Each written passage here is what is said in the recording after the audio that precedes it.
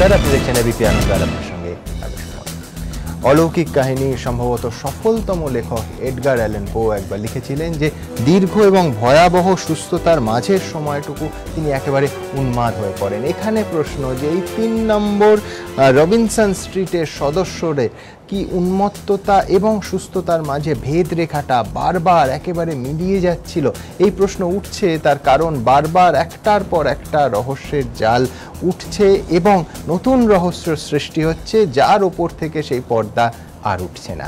আগামী 1 ঘন্টায় আমরা এই বিষয়টা নিয়ে আলো ফেলবো এবং নতুন করে আমাদের হাতে যা এসেছে তা হচ্ছে পার্থ দের সাম্প্রতিক বয়ান এবং কোনোদিন আমাদের সামনে না আসা দেবযানীর ডায়েরি।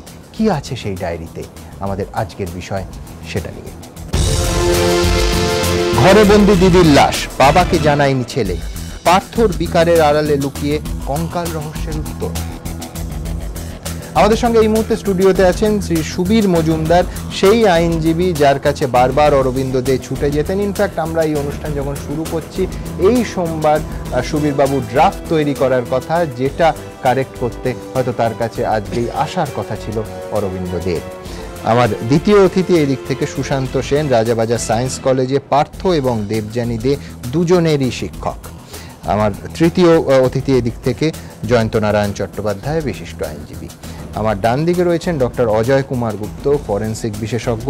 ডক্টর সুশীল পাল কেস কিংবা ডক্টর চন্দন সেন কেস, এই কেসগুলোতে ফরেন্সিক পরীক্ষা বারবার পুলিশকে সূত্র খুঁজতে সাহায্য করেছেন এবং অবশ্যই ডক্টর এ.কে. গুপ্তর ফাইন্ডিংসটা সেখানে নিঃসন্দেহে ভীষণ কাজে লেগেছে। আমার পরে রয়েছেন ডক্টর সব্যসাচী মিত্র, মনস্তত্ত্ববিদ এবং এই বিষয়ে যার প্রত্যক্ষ অভিজ্ঞতা হয়েছে, সমাজতাত্ত্বিক অভিজিৎ মিত্র আমার তৃতীয় অতিথি।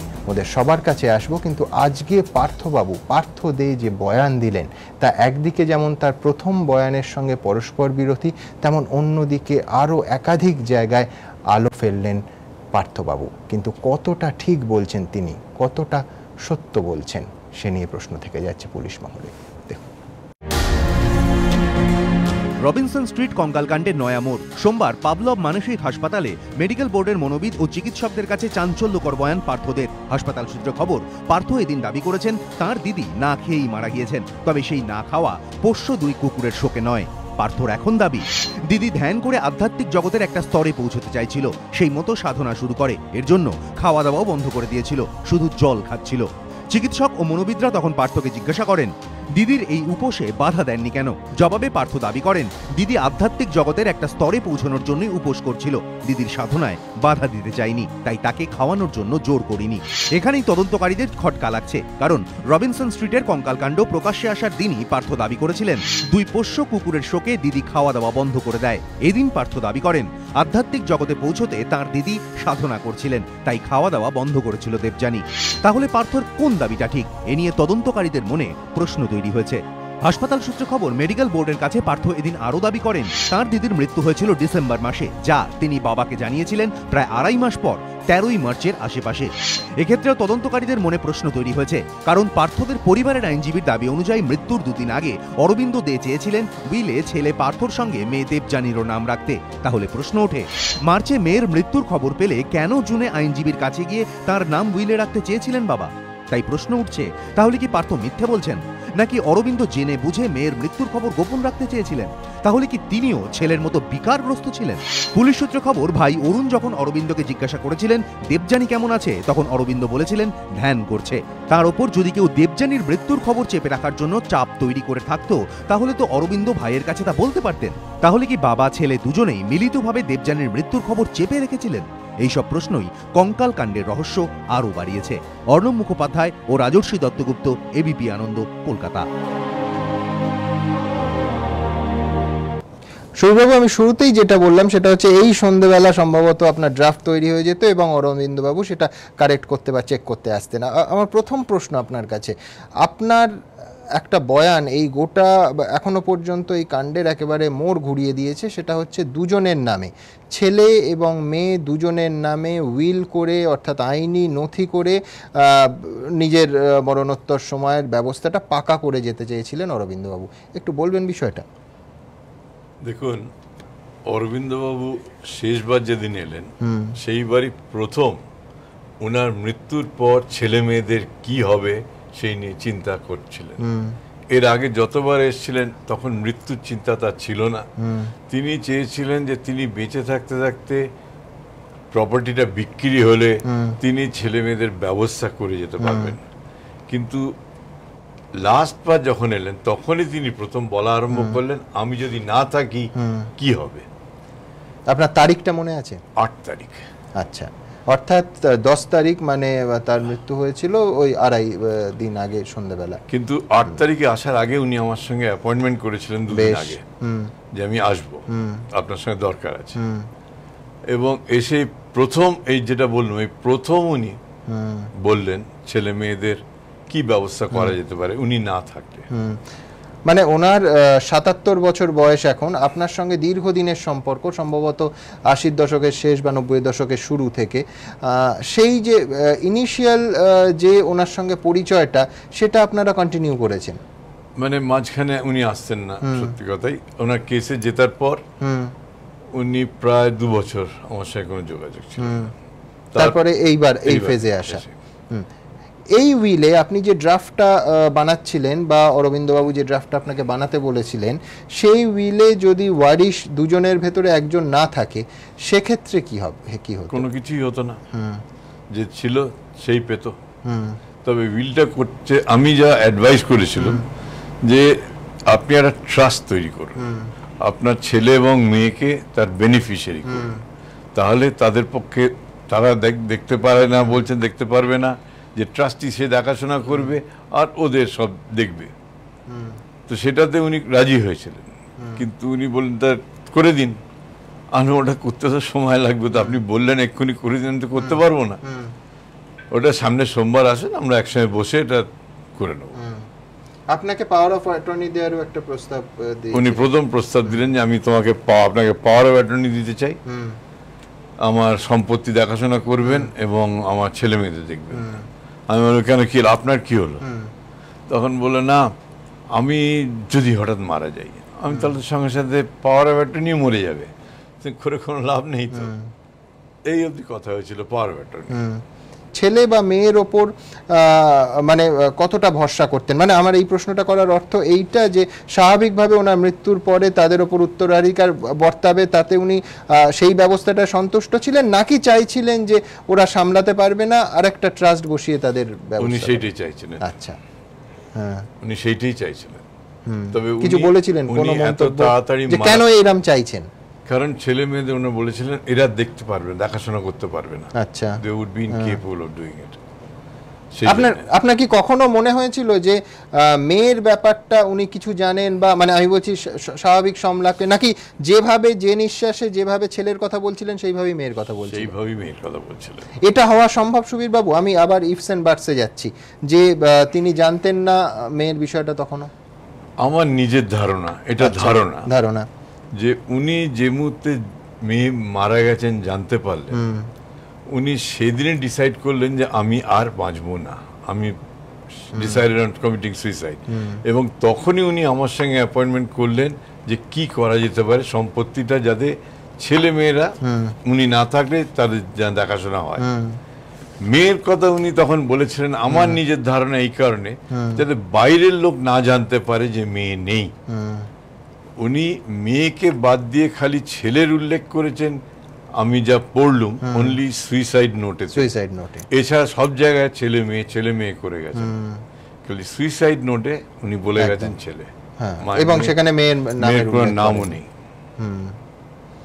আপনার সঙ্গে তো এতদিনের পরিচয়, কিরাম মানুষ ছিলেন? মানে কতটা মানসিকভাবে, ধরুন আত্মহত্যা করা তো খুব কঠিন কাজ, বা মানে আমি যদি অন্যভাবে ব্যাখ্যা দিই যে খুব দুর্বল চিত্তের লোকেরা পারেন কিনা সে নিয়ে সংশয় আছে। কিরাম মানুষ ছিলেন অরবিন্দবাবু এতদিন ধরে আপনি দেখছেন? অতি ভদ্র, অতি ভালো, এবং তিনি কোনো অন্যায়কে স্বীকারও করতেন না, করতেনও না অন্যায়। আচ্ছা, মানে এমনই ধরুন ওনার বাড়ির এন্ট্রেন্সে যদি আপনি গিয়ে থাকেন, ওই এন্ট্রেন্সটা প্রায় 50 ফুটের ওপর। যদি ইফ এনিবডি যারা জমি কিনবে, বাড়িটা কিনবে, they want to take advantage of the main road, তাহলে তাদের দেখাতে হবে যে ওই রাস্তাটা 7 ফুট চওড়া। অ্যাকচুয়ালি রাস্তাটা 7 ফুট চওড়াই ছিল, কিন্তু দুদিকে পাঁচিল হওয়ার দরুন ওটা 6 ফুট হয়ে গেছে। আচ্ছা, উনি কিছুতেই রাজি নন যে 6 ফুট, 7 ফুট আমি বলবো না কাউকে, 6 ফুট আছে। এতটা পার্টিকুলার।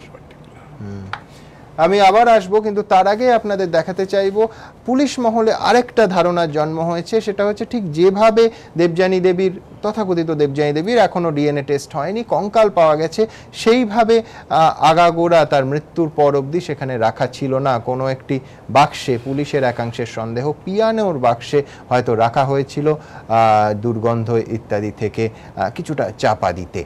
কি সেই ধারণা, কি এই থিওরি, দেখুন। মাসের পর মাস, দিনের পর দিন, তিলে তিলে পচে গলে একটা দেহ পরিণত হলো কঙ্কালে। কিন্তু গন্ধ পাওয়া তো দূরের কথা, আশেপাশের কেউ টেরও পেলেন না। পুলিশ সূত্রে খবর, মাসখানেক আগে পার্থদের বাড়িতে একজন ইলেকট্রিশিয়ান গিয়েছিলেন, তিনিও কোনো গন্ধ পাননি। এমনকি অরবিন্দ দের দেহ উদ্ধারের সময় দমকল কর্মীরাও গন্ধ পাননি। কিন্তু কেন? তবে কি সবার চোখের আড়ালে রাখতে কোনো বাক্সের মধ্যে দিদির দেহ লুকিয়ে রেখেছিলেন পার্থ? তদন্তকারীদের দাবি, ঘটনাস্থল থেকে কোনো কফিন বা সেই জাতীয় কিছু মেলেনি যাতে দেহ আটকে রাখা সম্ভব। তাছাড়া এভাবে কোনো বক্সের ভেতর দেহ রাখলে তার পচন খুব ধীর গতিতে হয়, অন্তত এক্ষেত্রে তা হয়নি। তবে কি কোনো রকম রাসায়নিক ব্যবহার করে দেহ পচার গন্ধ আটকানো হয়েছিল? পুলিশ সূত্রে দাবি, প্রাথমিকভাবে কঙ্কালের শরীরে রাসায়নিকের কোনো উপস্থিতি মেলেনি। যদিও তাঁদের বক্তব্য, চূড়ান্ত ফরেনসিক রিপোর্ট এলে তবেই এ বিষয়ে নিশ্চিত হওয়া যাবে। তবে তদন্তকারীদের একাংশের অনুমান, মৃত্যুর পর যদি দেহ থেকে অঙ্গ প্রত্যঙ্গগুলি কেটে বের করে নেওয়া হয়, সেক্ষেত্রে পচনের গন্ধ উল্লেখযোগ্যভাবে কম হয়। কয়েকদিন আগেই এবিপি আনন্দে এসে যে কথা বলেছিলেন ফরেনসিক বিশেষজ্ঞ। ভেতরে ইন্টারনাল অর্গান পরে সরিয়ে ফেলা হয়েছে আর কি, শুধু হাড়গুলোকে সাজিয়ে রেখে দেওয়া হয়েছে আর কি।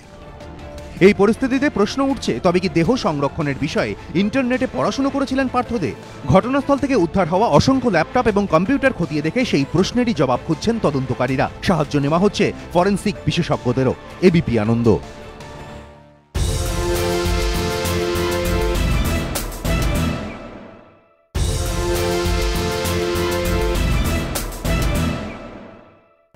ডক্টর গুপ্ত, আপনি গতদিন একটা অত্যন্ত গুরুত্বপূর্ণ তথ্য দিয়েছিলেন, সেটা হচ্ছে যারা নমুনা সংগ্রহ করতে গেছিল, মরা মাছি বিষক্রিয়ায় যাদের মৃত্যু হতে পারে সেখানে দেখেছিল। এটা কি সম্ভব যে, আমি যদি এই থিওরি নাম্বার 2 দিয়ে যাই, যে কোনো একটি জায়গায় রাখা হয়েছে এবং তার উপর কেমিক্যালি যতটা দ্রুত ত্বরান্বিত করা যায় পচন সেটা করা হয়েছে, সেখান থেকে সেই কেমিক্যালগুলো থেকে বিষক্রিয়ার জন্ম, যাতে ওই একাধিক মাছের মৃত্যু হয়েছে? কেমিক্যালগুলো যদি ব্যবহার করা হয়ে থাকে তাহলে সেগুলো তো পুরো শরীরের ওপরে কাজ করেছে এবং সমস্ত জিনিসগুলোকে সে নষ্ট করবে। কিন্তু সেইখান থেকে যে জিনিসটা বেরোবে, রসটা, আর বিষক্রিয়ায় যে রসটা বেরোবে, দুটোর মধ্যে খানিকটা পার্থক্য থাকবে। কেননা এটা মরার পরে এক্সটার্নাল অ্যাপ্লিকেশন হচ্ছে, আর ওটা হচ্ছে শরীরের ভেতরেই পয়জনটা আছে, সেটা গলে গলে বেরোচ্ছে। কিন্তু মাছিরা কখন আসছে, মাছিরা যখন ওখানে ডিকম্পোজিশন প্রসেসটা হচ্ছে, তখন আমার মনে হয় ওখানেতে ডিকম্পোজিশন করে তারপরে জিনিসটাকে আবার হয়তো কফিন বা ওইতে কিছুতে ভরে ফেলা হয়েছিল পিয়ানোর বক্সে করে, নিয়ে গিয়ে আবার পরিষ্কার করে শুধু হাড়গুলো ওখানে রাখা হয়েছে। এটা একটা সম্ভাবনা, আমরা তো কেউই নিশ্চিত নই এখনো। কেননা এত পরিষ্কার হাড় কখনো কন্টিনিউয়াসলি গ্র্যাজুয়ালি ডিকম্পোজিশন প্রসেসে হবে না। কিছু না কিছু থাকবেই, যেমন মাসেলের সঙ্গে টেন্ডন এক্সেট্রা আমরা দেখেছি পুরনো হলেও কিন্তু আটকে আছে, ওগুলোকে আমাদের আস্তে জোর করে ছাড়াতে হয়, লেগে থাকে একদম। আমার মনে আছে মেডিকেলের শিশু বদলে সিবিআই যখন তদন্ত করছিল, তখন উল্টোডাঙ্গার একটি কবরস্থান থেকে যে শিশুর দেহটি তোলা হয়, তাতেও অত মাস পরেও সম্পূর্ণ সাদা হাড় ছিল না। আমার দ্বিতীয় প্রশ্ন আপনার কাছে থাকবে, সেটা হচ্ছে যে এই যেটা বলা হচ্ছে যে সাধারণ কাগজ বা সেলোটেপ বা কাপড় দিয়ে এয়ারটাইট করা হয়েছিল, মৃতদেহ পচনের দুর্গন্ধ এইভাবে আটকানো সম্ভব? এটা গেরস্ত বাড়িতে, মানে যেখানকার জানলা টানলাও আমি খুব মানে এয়ারটাইট স্লাইডিং জানলা নয়, একেবারে সাবেকি বাড়ির জানলা। হ্যাঁ, বাইরে থেকে যদি হাওয়া ঢোকা বা বেরোনো বন্ধ করা যায় তাহলে অনেকটাই হবে।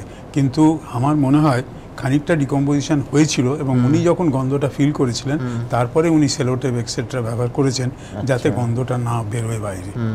কারণ প্রথম দিকে কেননা মাছিগুলো নইলে আসবে কি করে? যেমন আপনারা জানেন এই গরমকালে আমরা বলি কাঁঠাল ভাঙলে মাছি আসবে, হ্যাঁ, তা সেই রকম বডি যদি পচে, এবং নিশ্চয়ই মাছি ওখানে ঢোকবার সুযোগ পেয়েছিল, তবেই মাছি করে মরে পড়ে থাকতে পারে। কিন্তু ওই যে মাছিগুলো মরে পড়ে আছে, তারপরে কিন্তু যখন এসব সেলোটেপ এক্সেট্রা লাগিয়ে দিয়েছেন তখন আর নিশ্চয়ই মাছি আসছেন। এবং আমার মনে হয় এই যে উনি সেলোটেপ লাগিয়ে খুব তাড়াতাড়ি বডি ওখান থেকে সরিয়ে ফেলেছিলেন, তা নইলে কিন্তু যে কেউই গন্ধ পেত। এবং আমার মনে হয় আগের দিনের চ্যানেলে যেমন বলছিল একটি সিকিউরিটি পেয়েছিল, ওই প্রথম 2-3 দিন গন্ধ পেয়েছে, তারপরেই কিন্তু গন্ধ চলে গেছে। তার মানে সোর্স অফ দি স্মেল সেটাকে অফ করে দেওয়া হয়েছিল। প্রথমে তো উনি চেষ্টা করেছিলেন যে আটকাবার, কিন্তু বুঝতে পারছিলেন যে না, তাতেও কিন্তু গন্ধ যাচ্ছে, কেননা অন্য লোকেরাও সন্দেহ করেছে, হয়তো 2-1 রিমার্ক পাস করেছে যে কিরম কিরম গন্ধ একটা বেরোচ্ছে, তখন উনি ওইটাকে সরিয়ে ফেলে। সবথেকে বড় কথা, এখন আজকের বয়ান অনুযায়ী 2.5 মাস ধরে উনি বাবার কাছে গোপন করেছিলেন যে দিদির মৃত্যু হয়েছে। সব থেকে আগে তো ঘরে বাড়ির ফ্ল্যাটের আরেকটা অংশে সেই গন্ধ যাবে, বাবা বুঝতে পারার কথা। যদিও আমি বলছি যে প্ল্যান যদি আপনি দেখেন, সম্পূর্ণ একদিকে হচ্ছে এই দেবযানী দেবীর কঙ্কাল যেখানে পাওয়া গেছে, আর আরেক দিকে হচ্ছে অরবিন্দবাবু থাকার জায়গা, মানে স্ট্রাকচারটা এমনভাবেই যে সেটা প্রায় অন্য বাড়ির মতোই আর কি। আপনি ডাইনিং স্পেসের দরজা দিয়ে দিলে ওদিকটা একদম অন্য দিকে।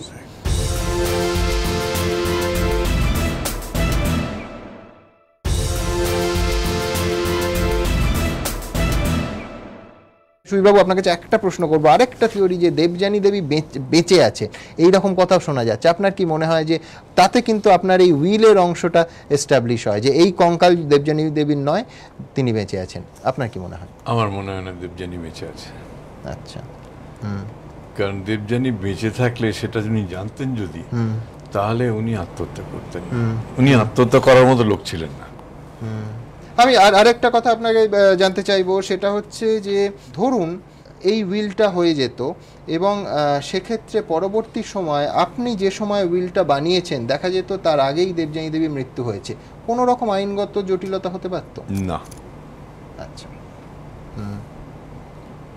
আরেকটা কথা, যে আপনি খানিকক্ষণ আগে ঠিক যে ছবিটা অরবিন্দবাবুর তুলে ধরলেন, অথচ ছেলের ডায়েরিতে বা দেবযানী দেবীর ডায়েরি আমরা কিছুক্ষণের মধ্যেই দেখাবো, তাতে কিন্তু যে ছবিটা পাওয়া যাচ্ছে বাবা সম্পর্কে, সেটা খুব একটা পজিটিভ লাইটে নয়। এ সম্পর্কে আপনি কিছু বলতে? আমি সেটা ভাবতেও পারছি না।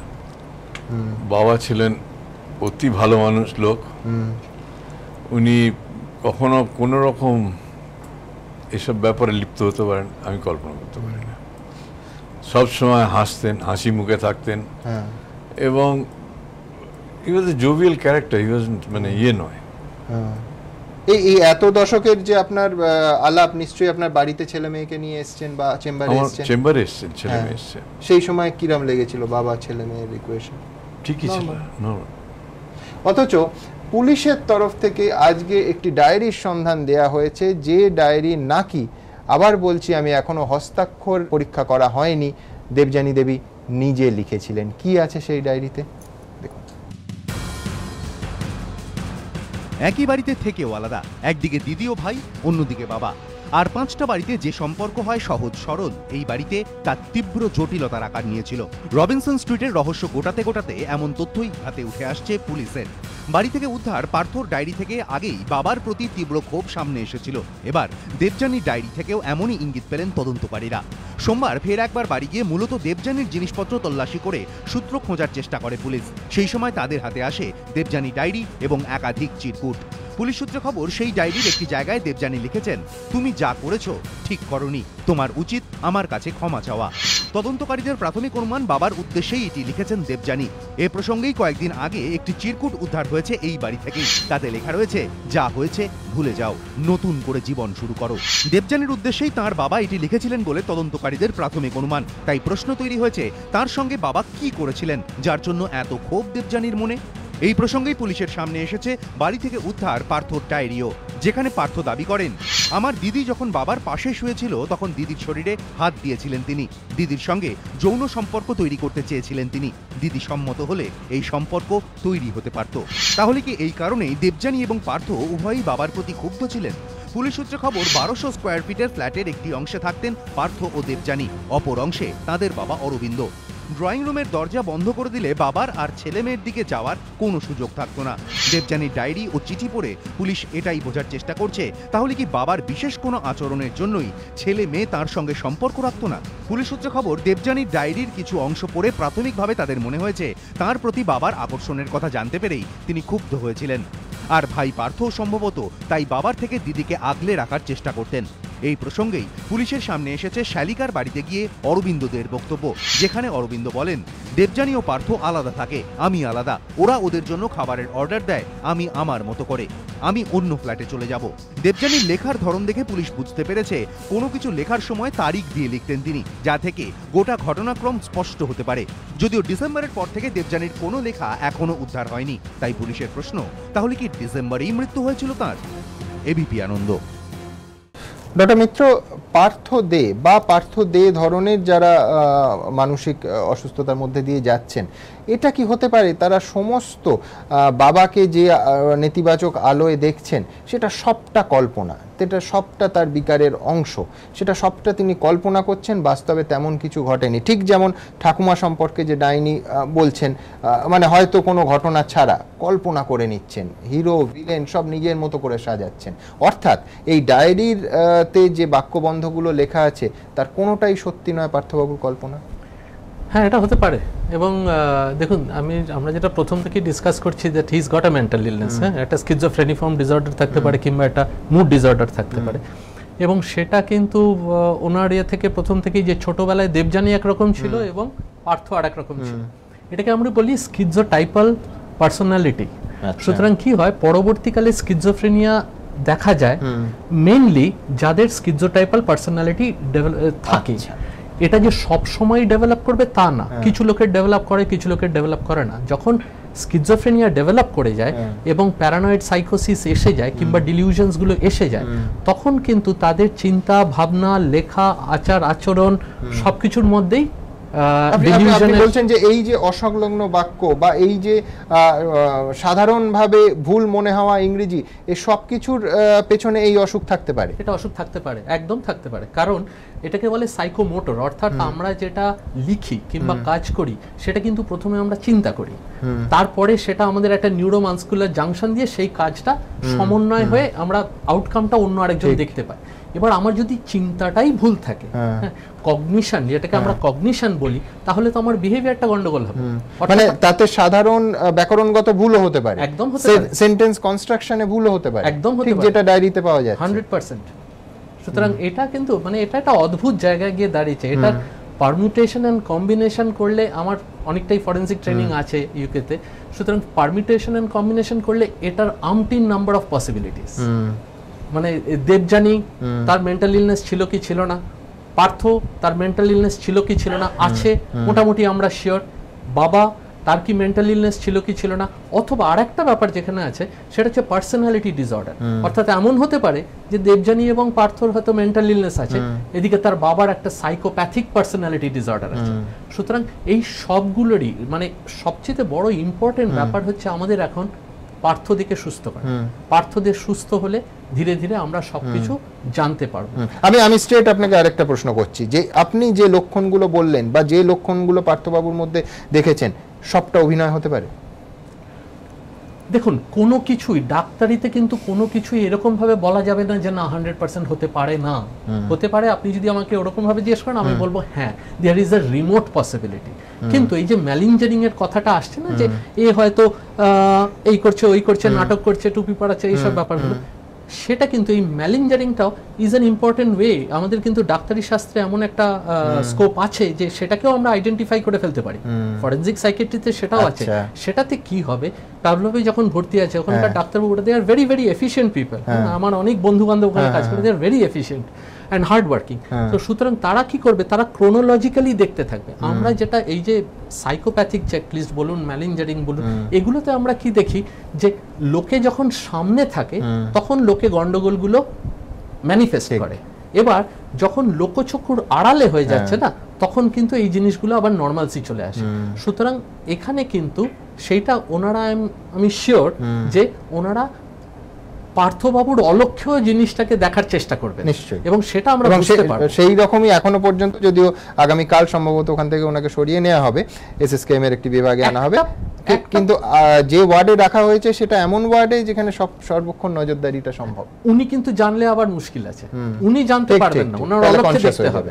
একটা ব্যাপার যেটা আমার একটু মেনে নিতে অসুবিধা হচ্ছে, যেটা ম্যালিঞ্জারিং, সেটা হচ্ছে দেখুন একটি শবদাহের সঙ্গে 6 মাস কন্টিনিউয়াসলি কাটানো একটা দুটো কুকুরের স্কেলিটন, এইরকম একখানা ঘরের ছিঁড়ি, ভীষণ পুয়ার সেলফ কেয়ার, যে ভদ্রলোক নখ কাটেননি হয়তো 1.5 মাস 2 মাস, এই সব পয়েন্টগুলো যদি সারমাইজ করেন না, it kind of goes against ম্যালিঞ্জারিং।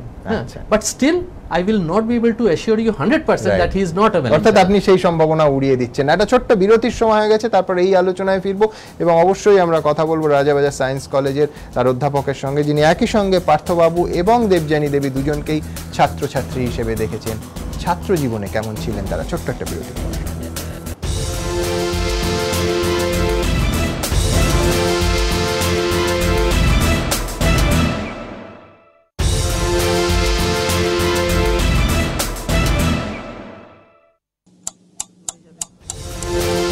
রহস্যের ওপর থেকে পর্দা ওঠার আগেই জন্মাচ্ছে এমন রহস্য যে তার উত্তর রয়ে যাচ্ছে পর্দার ওপারে। একের পর এক প্রশ্ন, কি সেগুলো? ভেতর থেকে বন্ধ বাথরুমের দরজা।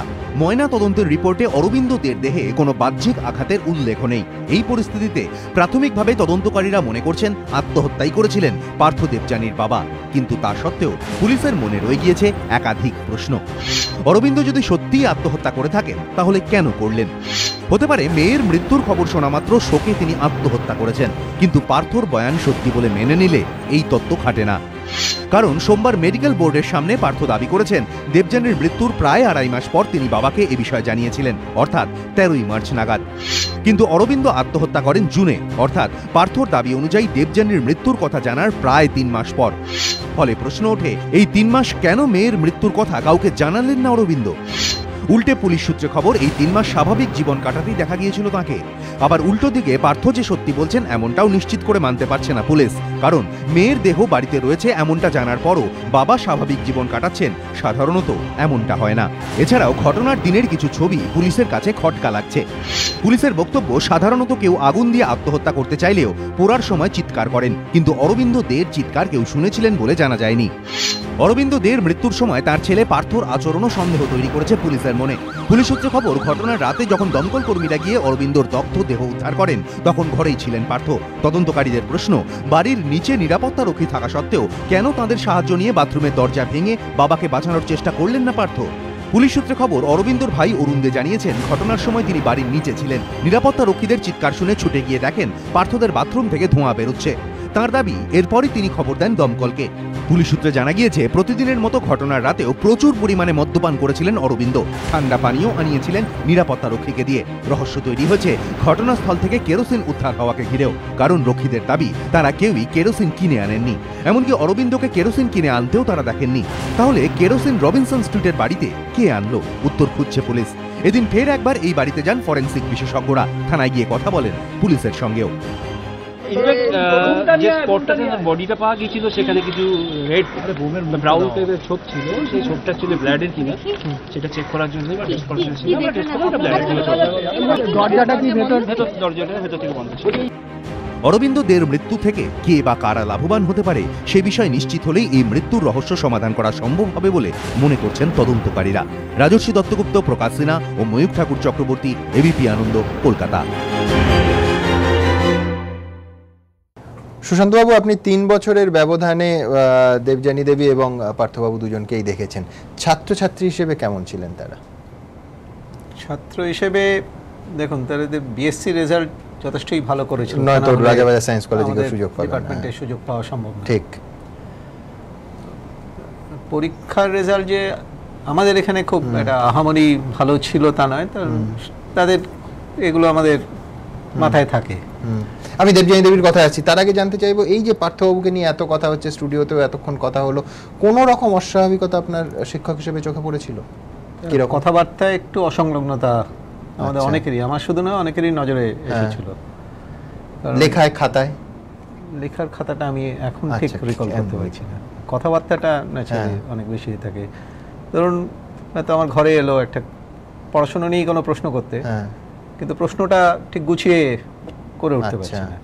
আপনি যেটা বলছিলেন যে গ্রামারে একটা সমস্যা হতে পারে, কথার মধ্যেও সেটা ছিল, মানে সিনট্যাক্স প্রবলেম বলুন বা হোয়াট এভার, তো সেটা আমরা লক্ষ্য করেছি। দেবযানী কিন্তু সেসব ছিল না। দেবযানী এটা সাধারণ, এটা প্রাণবন্ত উচ্ছল মেয়ে, একটু হয়তো বেশি ছেলে মানুষই ছিল, কিন্তু সেটা আমরা অতটা করি না, অনেকের থাকে, এটা খারাপ কিছু নয়। কিন্তু পার্থর একটু কথাবার্তার মধ্যে অসংলগ্নতা আমরা লক্ষ্য করেছিলাম।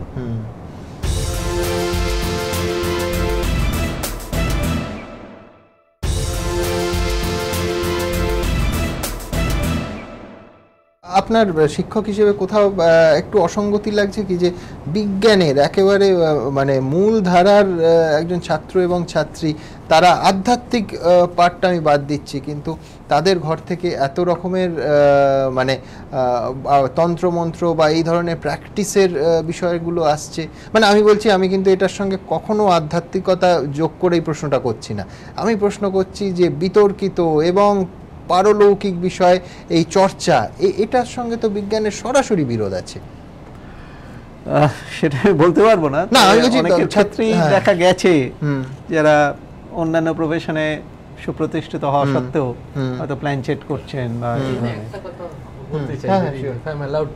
রিলিজিয়াস ডিলিউশন, এটা কিন্তু হয়, এবং religious delusion is defined by geography, বুঝতে পেরেছেন? অর্থাৎ ইংল্যান্ডের লোকেরা কিন্তু রিলিজিয়াস ডিলিউশনে জিসাস ক্রাইস্ট আসছে, মাদার মেরি আসছে, সবকিছু আসছে। হিন্দুদের মধ্যে মা কালী এবং দেবদেবীরা আসছেন। মুসলিমদের মধ্যে তাদের যে আমি সেটা বলছি না, আমি শুরুতেই যে জন্য বলছি, আমি আধ্যাত্মিকতা থেকে পারলৌকিক চর্চাকে আলাদা করছি।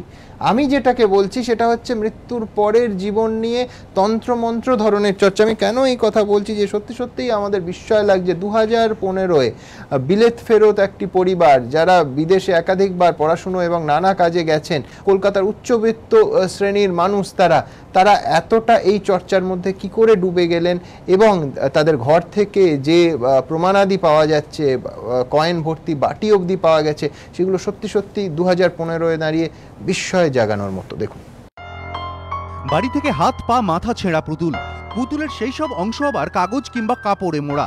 রবিনসন স্ট্রিটের বাড়ি থেকে উদ্ধার এই পুতুলই জল্পনা তৈরি করেছে। তাহলে কি এখানে কেউ কালো জাদু কিংবা ব্ল্যাক ম্যাজিকের চর্চাও করতেন?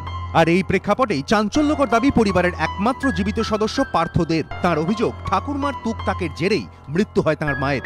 সোমবার পার্থ দাবি করেন মা ক্যান্সারে ভুগছিল, চিকিৎসায় যখন আস্তে আস্তে সুস্থ হয়ে উঠছিল, সেই সময় ঠাকুমা নাকি তাকে তুকতাক করেছিল, আর তাতেই তার মায়ের মৃত্যু হয়। আর পার্থর মুখে এই তুকতাকের প্রসঙ্গই চমকে দিয়েছে অনেককে। রাজাবাজার সায়েন্স কলেজ থেকে বিটেক, বিদেশের নামী সংস্থায় উচ্চ পদে চাকরি করেছেন এমন শিক্ষিত একজন ব্যক্তি কিভাবে ক্যান্সারের সঙ্গে তুকতাকের যোগ টানতে পারেন? একবিংশ শতকে দাঁড়িয়ে রাজধানীর অভিজাত এলাকার একজন শিক্ষিত বাসিন্দার মনে এমন অন্ধবিশ্বাস? তান্ত্রিক সাধু জ্যোতিষীরা নিজেদের ব্যবসার স্বার্থে পাতা জোড়া বিজ্ঞাপন দিতেই পারেন, কিন্তু তার মানেই কি কেউ তাতে বিশ্বাস করে নিজেকে সঁপে দেবেন? এক মন্ত্রেই সব সমস্যার সমাধান কি সম্ভব? এই বুজরুকির ব্যবসা কেমন চলছে তা দেখতে এক তান্ত্রিকের কাছে যান আমাদের প্রতিনিধি। নিয়ে যান একটি ক্ষতবিক্ষত পুতুল, অনেকটা যেরকম পাওয়া গিয়েছে রবিনসন স্ট্রিটের বাড়ি থেকে। সেই পুতুল দেখে তান্ত্রিক বলে দিলেন পরিবারকে শেষ করে দিতেই এই পুতুল। বিপদের হাত থেকে বাঁচাতে মন্ত্রোচ্চারণ করে একাধিক দাওয়াইও দিলেন তান্ত্রিক।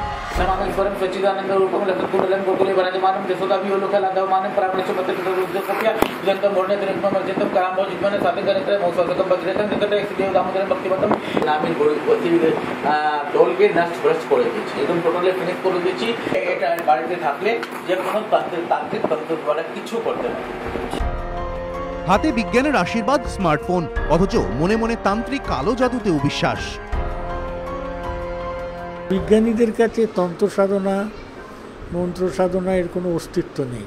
এগুলো সব বুজরুকি, মানুষের মনে নানা রকমের কুসংস্কারের থেকে যে দুর্বলতা থাকে, এই দুর্বলতার সুযোগ নিয়ে কিছু মানুষ করে খায়।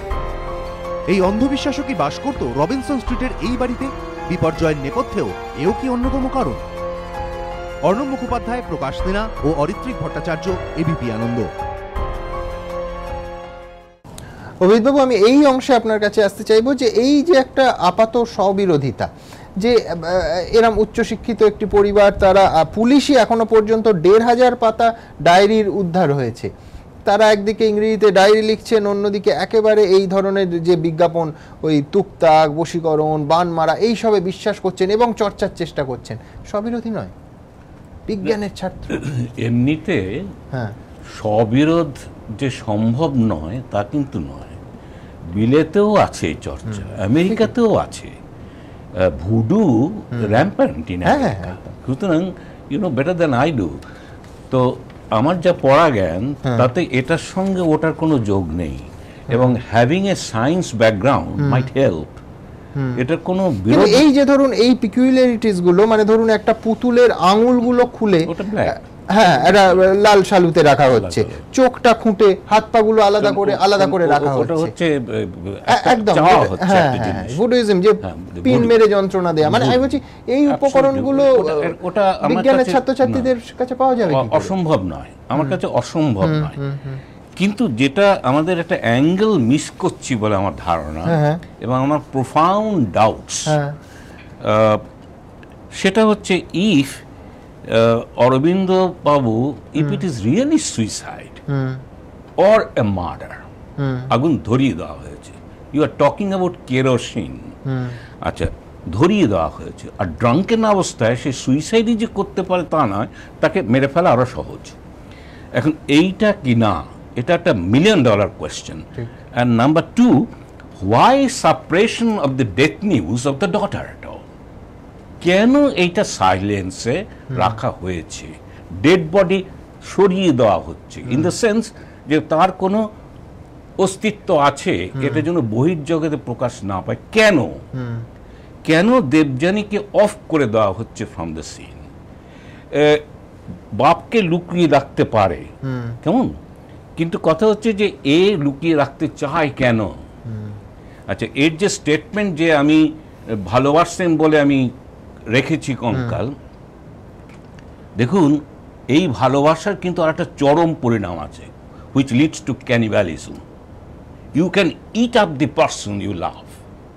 এবং এইখানে যেহেতু দুজনের ইনসেস্ট সম্পর্ক ছিল এই ছেলেটির, he might well have cut down the portions, sexual portions, and eaten them up. Not impossible.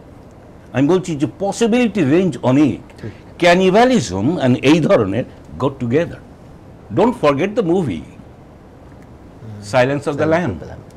কেমন বারবার হাত করা আছে, এবং ইট কোইনসাইডস, এবং এর ক্ষেত্রে অসম্ভব কিছু নয়।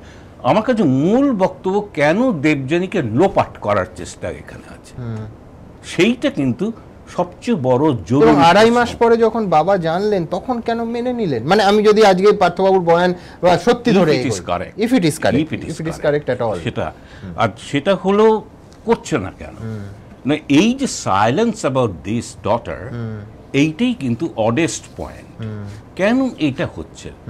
এবং এইখানে আমি আপনাকে এখানে বলি যে পুলিশের একটা সন্দেহ যে 2.5 মাস ধরে, আমি আবার বলছি পার্থবাবু ঠিক বলছেন এটা ধরে নিয়ে, যে এই চিট চালাচালি হতো বাবা মেয়ে এবং ছেলের মধ্যে, দেবযানীর হাতের লেখায়, দেবযানীর মতো করে দেবযানীর চিটগুলো পার্থবাবুই লিখেছেন, এবং 2.5 মাস ধরে বাবাকে বিভ্রান্ত করেছেন। বাবা ভাবছেন যে মেয়ের সঙ্গে কমিউনিকেট হচ্ছে। এখন মানে আমি বলছি it may be, it may not be, কিন্তু আমি বলছি এটা পসিবল, দুটোই সম্ভাবনা আছে। কিন্তু সেইখানে ধরতে হবে কিন্তু দি ক্যারেক্টার, সবটাই সে বিভ্রান্তিতে করছে।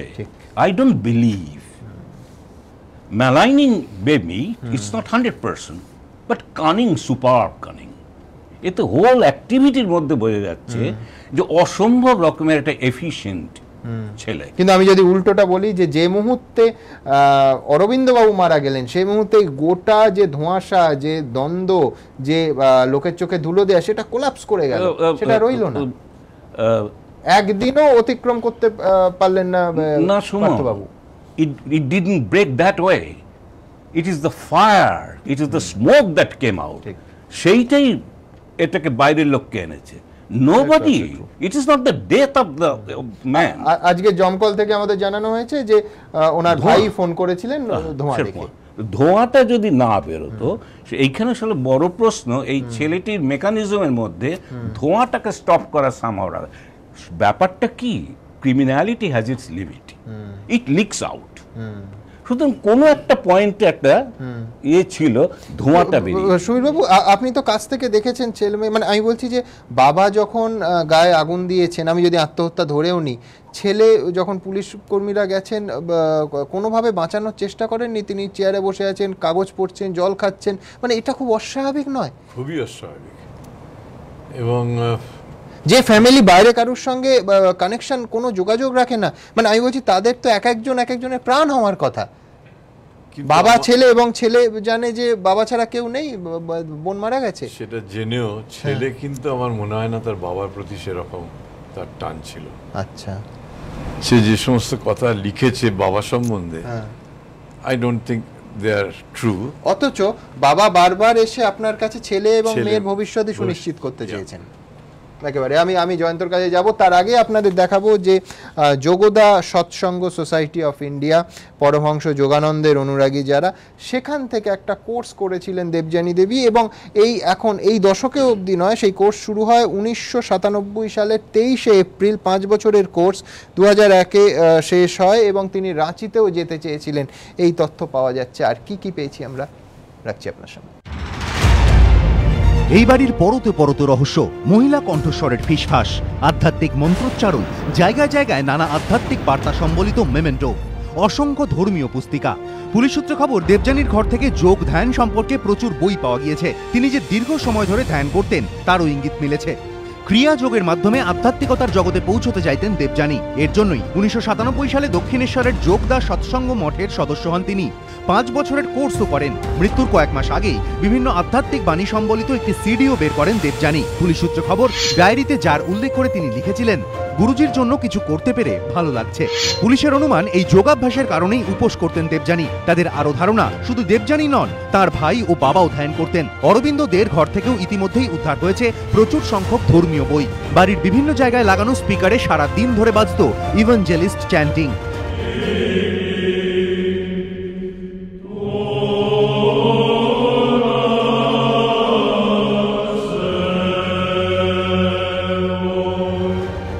এই প্রেক্ষাপটেই যোগদা সৎসঙ্গ মঠ কর্তৃপক্ষের সঙ্গে কথা বলবে পুলিশ। তাদের ধারণা, এর মাধ্যমে দেবযানী সম্পর্কে বেশ কিছু গুরুত্বপূর্ণ তথ্য পাওয়া যেতে পারে।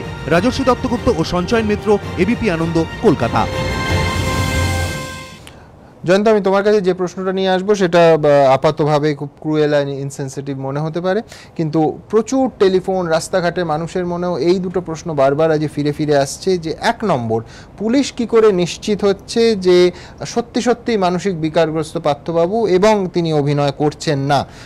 শুরুতেই একেবারে মানসিক চিকিৎসা কেন্দ্রে পাঠানো তো শুধু নয়, একেবারে লঘুতম ধারা দেয়া, যেটা জামিনযোগ্য অবধি, যাতে কোনো রকম ক্রাইমের আঁচ তার গায়ে না লাগে। 1 নম্বর প্রশ্ন। 2 নম্বর প্রশ্ন অনেকের এটাও আছে যে কোচবিহার বা পূর্ব মেদিনীপুরের পরিবারের মানুষের মৃত্যু লুকিয়ে বাড়িতে রেখে দিয়েছিলেন, এই রকম কেসেও একই রকম সংবেদনশীল আর সদয় পুলিশ বাহিনী হবে তো, নাকি এটা কলকাতার উচ্চবিত্ত বিলেত ফেরত পরিবার, কয়েকশো কোটি টাকার সম্পত্তি বলেই এই স্পেশাল ট্রিটমেন্ট? না, সেটা ঠিকই যে পুলিশ বেশিরভাগ সময় নিজের দায়িত্ব ঝেড়ে ফেলতে চায়, তারা ইনভেস্টিগেশনের দায়িত্ব নিতে চায় না বলে তারা এই ধরনের লঘুকরণ করছে।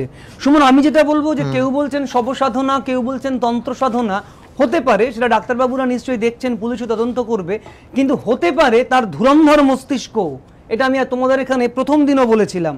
কতগুলো প্রশ্ন আমার মনে জাগছে, সেটা নিশ্চয়ই দর্শকদের মনেও জাগছে, যে 40,000 টাকা প্রতি মাসে নিরাপত্তা রক্ষীদের পেছনে কেন খরচ করা হতো?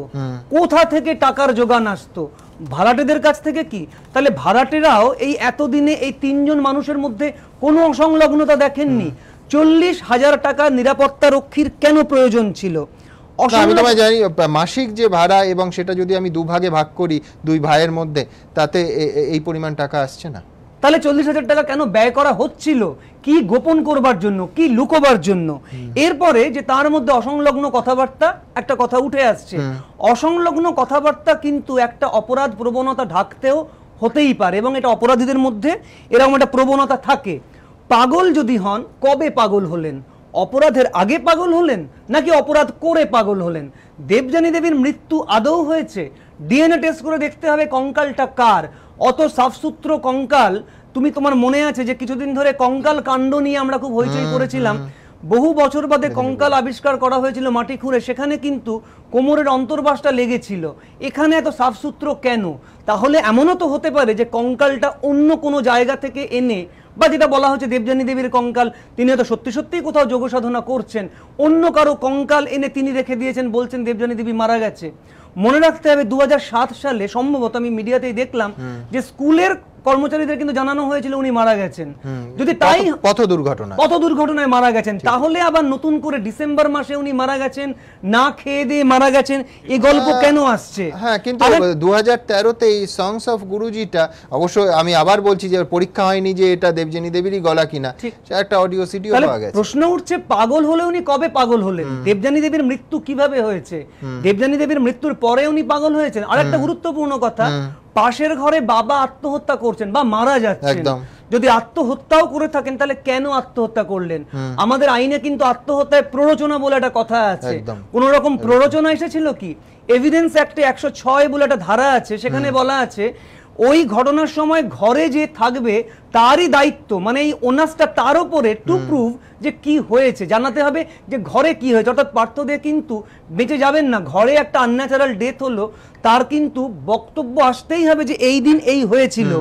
আচ্ছা, আত্মহত্যা কিনা সেটাও দেখতে হবে, যে তোমরাই দেখালে ঘরে কেরোসিন ছিল, আর তিনি চিৎকার করেননি আত্মহত্যার সময়, একটা গায়ে আগুন দিয়েছেন, তার তো দরজা ঠেলে বেরিয়েও আসতে পারতেন, বাথরুমে গায়ে আগুন দিলেন আর ছেলে পায়চারি করছে, এটা বিশ্বাসযোগ্য না।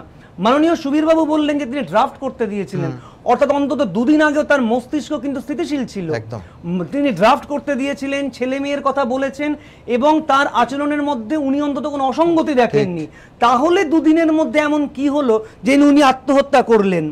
যদি দেবযানী দেবীর মৃত্যুর খবরই তিনি পেয়ে থাকেন, তাহলে তিনি উইল করবেন বা সম্পত্তি ভাগবাটোয়ারা করবেন বলে চিন্তা ভাবনা করছেন কেন? যেটা উঠে আসছিল যে বাইরের লোককে জানাবো না, তার উত্তর আমি দিলাম যে 2007 সালে কিন্তু স্কুলের সবাই জানতে পেরেছিলেন যে পথ দুর্ঘটনায় মৃত্যু হয়েছে। সবথেকে বড় কথা যে উনি যদি তখন জানবেন যে দেবযানী দেবী নেই, তাহলে উইলের এত হাঙ্গাম নেবেন কেন? উনি জানবেন যে সবকিছু স্বাভাবিকভাবেই পার্থবাবুর ওপর বর্তাবে। 1 নম্বর, আমি সুবীর বাবুর কাছে প্রথম অংশে একটু আসবো, যেটা জয়ন্ত প্রশ্ন তুললো, আপনি best person to solve this. এক হচ্ছে, আমি ভুল বললে আপনি আমার সংশোধন করে দেবেন, 23 কাটা 6 ছটাক জমি, সেখানে এনারা চেয়েছিলেন, মানে অরবিন্দবাবু অ্যাটলিস্ট চেয়েছিলেন যে প্রতি কাটা 2 কোটি টাকা করে বিক্রি করতে, দর পেয়েছিলেন 1,20,00,000 বা আশেপাশে। আপনি বা অন্য শুভাকাঙ্ক্ষীরা ডিস্ট্রেস সেলিং করতে বারণ করেছিলেন, যার ফলে এটা পরিকল্পনাটা শেষ অবধি রূপায়িত হয়নি।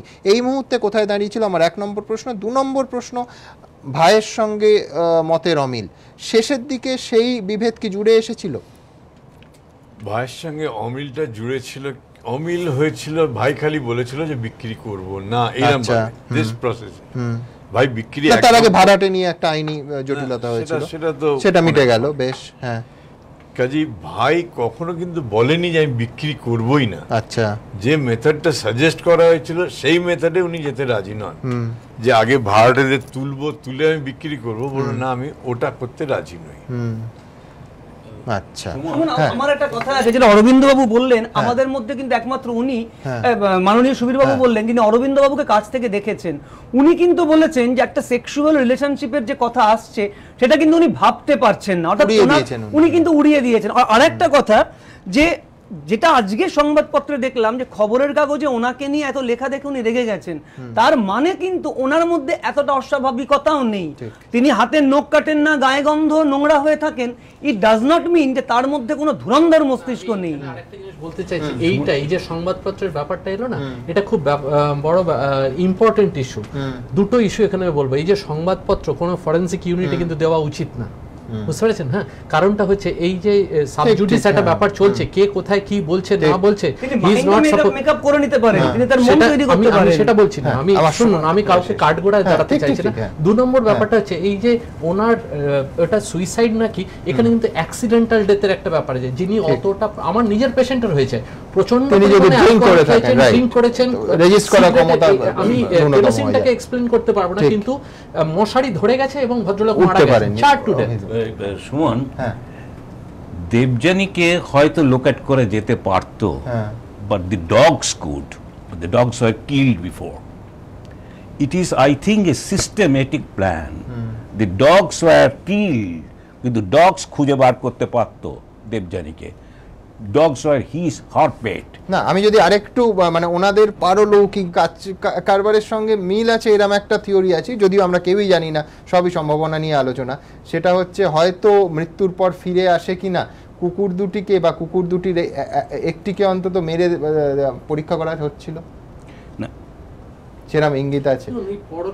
প্লাস হচ্ছে যে হাতের লেখা পরীক্ষা হয়নি, কে জানে যে এই দেবযানীর ডায়েরি যেটা বলা হচ্ছে সেটা পার্থবাবুই লেখেননি বা অন্য কেউ লেখেননি। সুতরাং এই সমস্ত সম্ভাবনা থাকবে। অবশ্যই এই ঘটনার ওপর আলো ফেলে উত্তর খোঁজার চেষ্টা করব আমরা। আমার সময় এখানেই শেষ, আবার আপনাদের সঙ্গে দেখা হবে আগামীকাল রাত 8টায়। ভালো থাকবেন সবাই, শুভরাত্রি।